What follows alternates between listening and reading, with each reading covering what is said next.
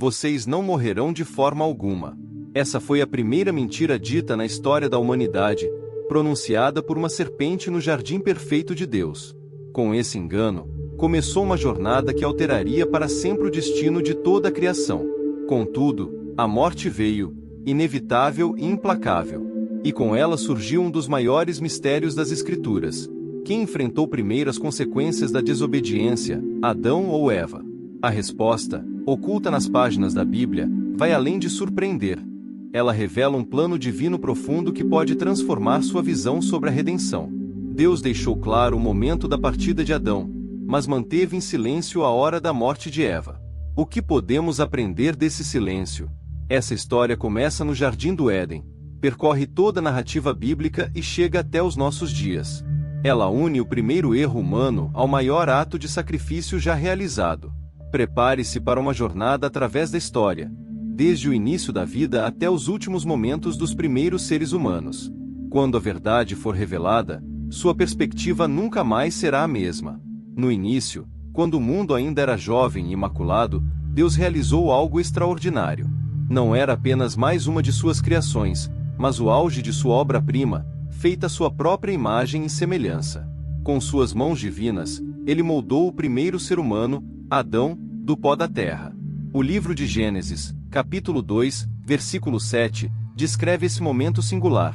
Então o Senhor Deus formou o homem do pó da terra e soprou em suas narinas o fôlego de vida, e o homem tornou-se um ser vivente. Esse não foi apenas um ato de criação, mas um gesto íntimo e pessoal. Deus compartilhou com Adão o seu próprio sopro de vida, tornando-o único entre todas as suas obras. O Jardim do Éden era a perfeição em forma material. Imagine um lugar onde cada detalhe foi meticulosamente planejado pelo próprio Criador. Gênesis relata que o Senhor Deus plantou um jardim no Éden, no lado leste, e ali colocou o homem que havia formado. Ali, ele fez brotar do solo árvores agradáveis aos olhos e boas para alimento, criando um cenário de beleza e abundância. No entanto, em meio a toda essa perfeição, algo ainda estava faltando. Deus observou sua criação e declarou: "Não é bom que o homem esteja só." Foi então que ele realizou o primeiro procedimento cirúrgico da história. Deus fez Adão cair em um profundo sono, preparando o cenário para completar sua obra-prima. De um sono profundo, Deus tirou a costela de Adão e criou Eva. Esse ato carregava um significado especial. Eva não foi formada do pó, como Adão, mas da própria carne dele, simbolizando uma conexão única e inseparável entre os dois. O primeiro encontro entre Adão e Eva nos apresenta a primeira declaração poética da humanidade. Ao vê-la, Adão exclamou com admiração: "Esta, sim, é osso dos meus ossos e carne da minha carne. Ela será chamada mulher, porque do homem foi tirada." A relação entre Adão e Eva era incomparável, um vínculo puro e sem precedentes. Eles viviam em total inocência, sem vergonha de sua nudez, em perfeita harmonia um com o outro e com Deus. Não havia segredos, desconfianças ou medos. Era a união perfeita, como o Criador havia planejado. Deus os abençoou com uma missão especial. Em Gênesis, capítulo 1, versículo 28, ele declarou: "Sejam férteis e multipliquem-se. Encham e subjuguem a terra. Governem sobre os peixes do mar, as aves do céu e todos os animais que se movem pela terra." Adão e Eva foram designados administradores da criação, encarregados de cuidar e dominar tudo que Deus havia feito. No centro do jardim, duas árvores se destacavam. A árvore da vida e a árvore do conhecimento do bem e do mal era o único limite em meio às infinitas bênçãos do Éden. Deus concedeu total liberdade a Adão e Eva para desfrutarem de todas as árvores do jardim, exceto essa. Era um teste simples, mas profundo, de confiança e obediência. A vida no Jardim do Éden seguia um ritmo único e especial. Gênesis descreve que Deus caminhava pelo jardim durante o frescor do dia, proporcionando momentos de comunhão íntima com suas criaturas. Imagine esses encontros diários, essas conversas preciosas entre o Criador e o homem. Entre suas responsabilidades, Adão recebeu a tarefa de dar nomes aos animais. Não era apenas uma atividade comum, mas uma demonstração de sua autoridade delegada por Deus, exigindo sabedoria e compreensão. Cada nome dado refletia algo singular sobre a natureza de cada criatura, mostrando profundo vínculo entre o homem e a criação. Embora o trabalho existisse, ele era completamente diferente do que conhecemos hoje. Adão e Eva cuidavam do jardim, cultivavam-no, mas essa atividade era prazerosa e satisfatória, livre das dificuldades e frustrações que surgiriam mais tarde.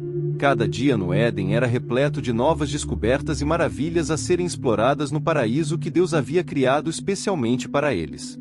No entanto, essa perfeição estava prestes a ser desafiada de forma irreversível. O maior teste da humanidade se deu por meio de uma escolha aparentemente simples, mas com consequências que ninguém poderia prever. A tentação e a queda ocorreram em um dia que parecia comum no Jardim do Éden, mas que acabaria mudando para sempre o curso da história.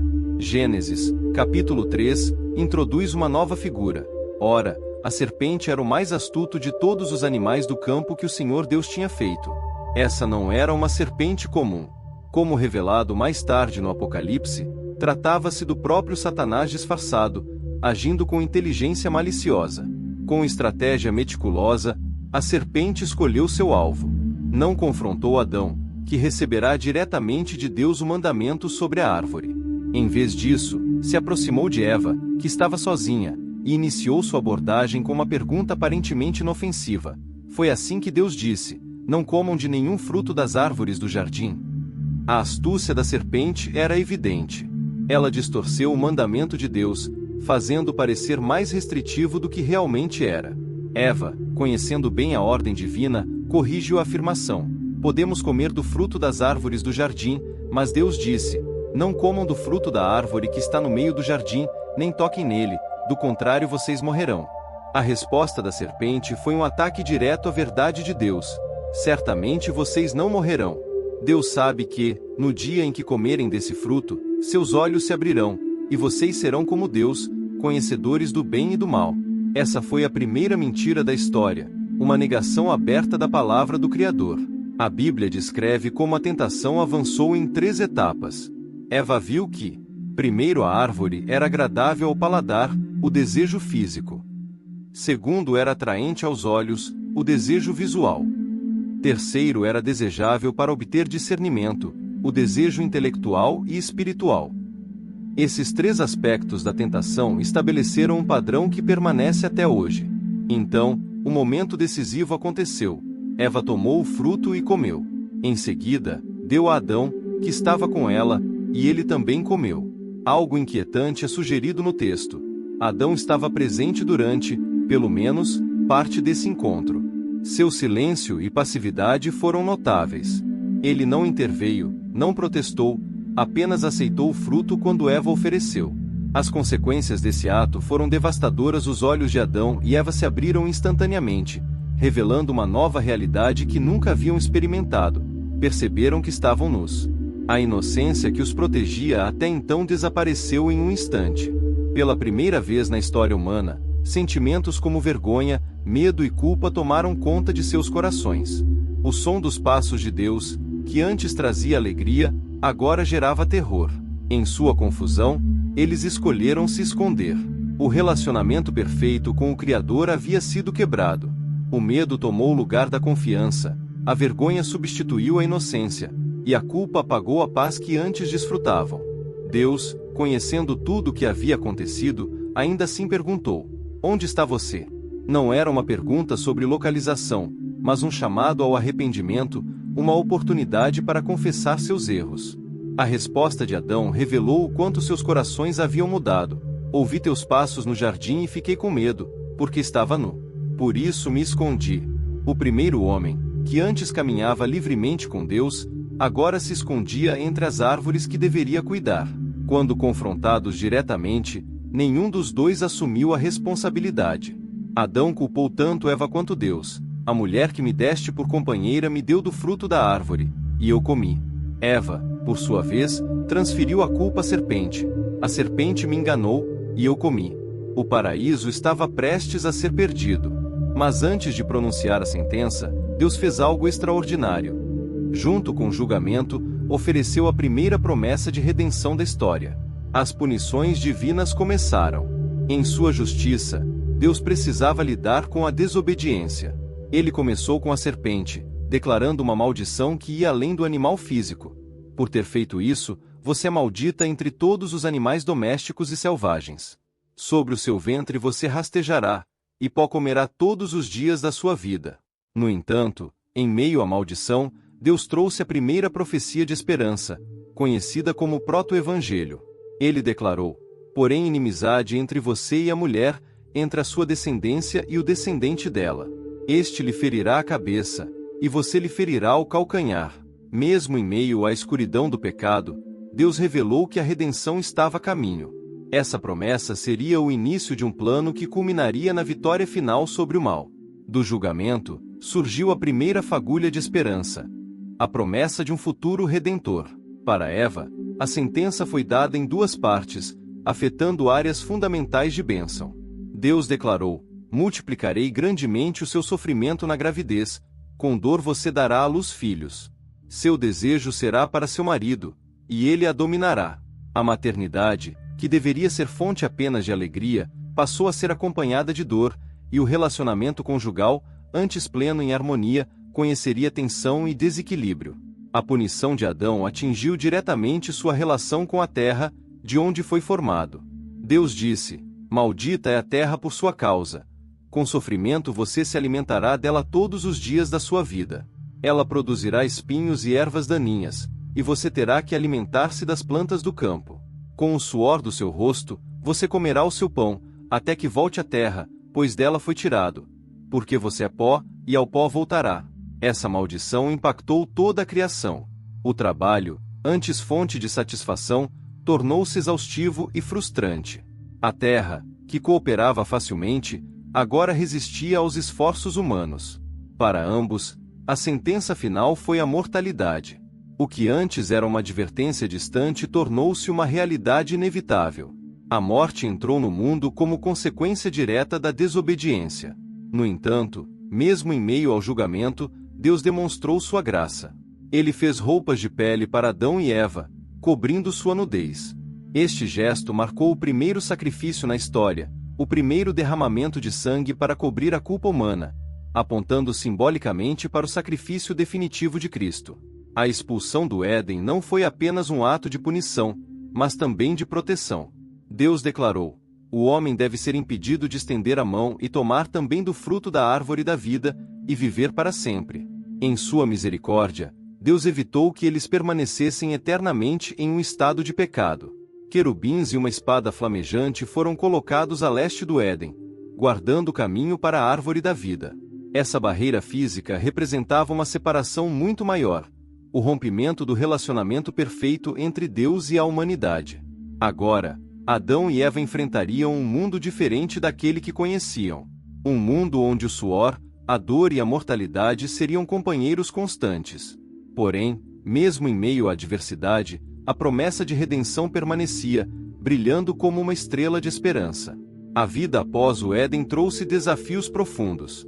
O texto bíblico nos oferece um vislumbre dessa nova realidade quando Adão conheceu Eva novamente, e ela deu à luz Caim. Nas palavras de Eva: adquiri um homem com o auxílio do Senhor. Suas palavras refletem tanto a alegria pelo nascimento quanto o cumprimento da promessa divina sobre a dor no parto. Apesar das dificuldades, a vida seguia. Logo, nasceu Abel, e os irmãos tomaram caminhos distintos. Abel tornou-se pastor de ovelhas, enquanto Caim tornou-se agricultor. Essa divisão inicial do trabalho mostrava como a humanidade começava a se ajustar à nova realidade de laborar para sobreviver. Apesar das mudanças, o relacionamento com Deus ainda existia. As ofertas trazidas por Caim e Abel ao Senhor indicam que Adão e Eva ensinaram seus filhos a importância de adorar a Deus. Contudo, a primeira grande tragédia pós-queda ocorreu: o assassinato de Abel por Caim. Para Adão e Eva, foi um momento devastador. Não se tratava mais da morte de um animal para sacrifício, mas de seu próprio filho. O peso do pecado tornou-se ainda mais real, revelando as dolorosas consequências da desobediência em suas vidas. Mesmo em meio à tragédia, a esperança não foi extinguida. Com o nascimento de Sete, Eva declarou: Deus me concedeu outro filho no lugar de Abel. Suas palavras revelavam uma fé inabalável na providência divina, mesmo após perder 2 filhos, um para a morte e outro para o exílio. A vida seguia de formas inesperadas, revelando tanto o peso da queda quanto vislumbres da graça de Deus. Durante seus impressionantes 930 anos de vida, Adão testemunhou o surgimento da primeira civilização. Gênesis menciona Jabal, que introduziu a vida em tendas e a criação de gado, Jubal, o primeiro músico, e Tubal-Caim, que começou a trabalhar com bronze e ferro. Esse progresso cultural trouxe avanços, mas também desafios. A violência aumentava, como ilustrado pela história de Lameque, que se vangloriava de sua vingança multiplicada. O pecado, que começou com uma única desobediência, espalhava-se e se aprofundava entre os descendentes de Adão e Eva. O peso no coração deles deve ter sido imenso. Eles, que haviam conhecido a perfeição do Éden, agora assistiam a humanidade se afastar de Deus. O contraste entre a pureza do paraíso e a corrupção do mundo presente deve ter sido uma fonte constante de reflexão, talvez, arrependimento. No entanto, nem tudo estava perdido. O texto bíblico aponta para sinais de esperança ao mencionar que, nesse período, começou-se a invocar o nome do Senhor. Mesmo em meio à crescente maldade, havia aqueles que buscavam manter um relacionamento com o Criador. A extraordinária longevidade daquela época permitia que várias gerações coexistissem. Adão e Eva podiam compartilhar sua história diretamente com seus descendentes. O relato da criação, a vida no Éden, a queda e, o mais importante, a promessa de redenção feita por Deus. Essa transmissão direta de conhecimento era vital para preservar a fé em meio à nova realidade de pecado e mortalidade. A consciência da mortalidade mudou profundamente a perspectiva deles sobre a vida. As palavras de Deus, "Do pó você é e ao pó voltará", ecoavam constantemente. Sua primeira experiência com a morte foi através do sacrifício de animais para vestes. Para aqueles que antes conviviam pacificamente com todas as criaturas, ver a vida deixar um ser era profundamente angustiante. Cada sacrifício era um lembrete doloroso do custo do pecado. Mas nada poderia prepará-los para a morte de Abel. Não era apenas a primeira morte humana, mas o assassinato de um filho pelas mãos de outro. Essa perda trouxe uma nova dimensão à realidade da mortalidade. O peso do pecado e suas consequências se tornaram inescapavelmente reais. A longevidade extraordinária de Adão, que viveu 930 anos, tornava a realidade da morte ainda mais complexa. Ele viu gerações de descendentes nascerem, viverem e morrerem. Cada morte era um lembrete do paraíso perdido e da maldição do pecado. O envelhecimento, uma experiência inédita, trouxe reflexões constantes sobre a vida eterna que eles haviam perdido. Saber que o tempo era finito deu urgência às suas ações. Eles buscaram passar adiante o conhecimento de Deus, estabelecer tradições e ensinar valores às próximas gerações. O tempo, antes infinito, agora era limitado. Cada dia que passava os distanciava mais do Éden e os aproximava do destino final. Adão e Eva viviam com a memória única de terem experimentado tanto a imortalidade quanto a mortalidade. Este contraste marcava profundamente suas vidas, uma lembrança constante do que havia sido perdido, mas também da promessa de redenção que ainda brilhava como uma estrela de esperança em meio à escuridão. As primeiras dores e limitações físicas, os primeiros cabelos brancos, cada marca da passagem do tempo, serviam como lembretes da maldição. O salmista mais tarde escreveria: "Os dias da nossa vida são breves, e o melhor deles é cansaço e enfado." Observar seus descendentes enfrentando o mesmo caminho de deterioração e morte deve ter sido especialmente doloroso. Eles carregavam o fardo de saber que foram responsáveis por trazer essa maldição para toda a humanidade.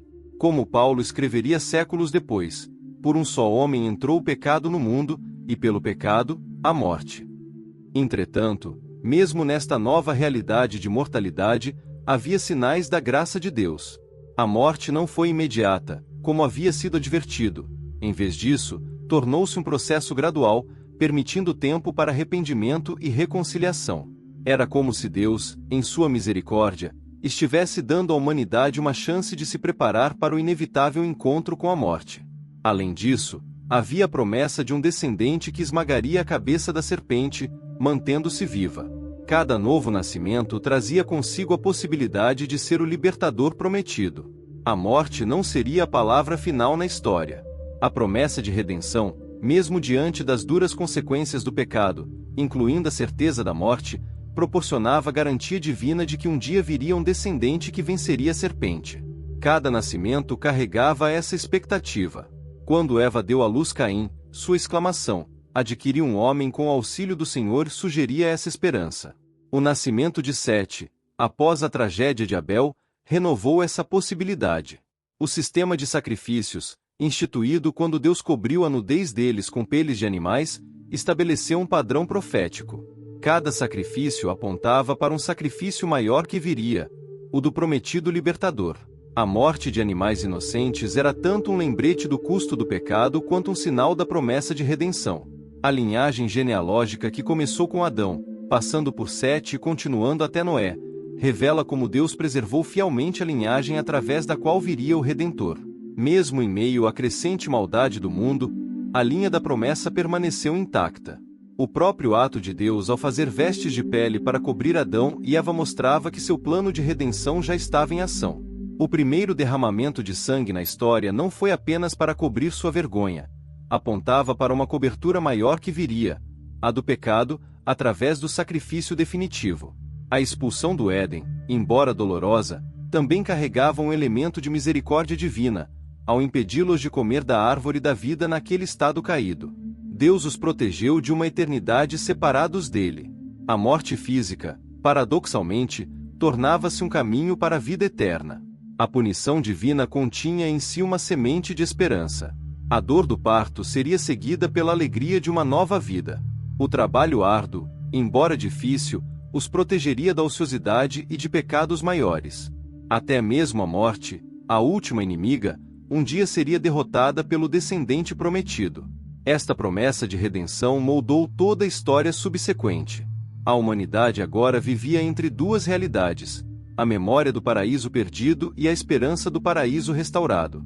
Cada geração transmitia não apenas a história da queda, mas também a promessa da restauração vindoura. As tradições antigas e evidências históricas são ricas e variadas sobre os últimos dias de Adão e Eva.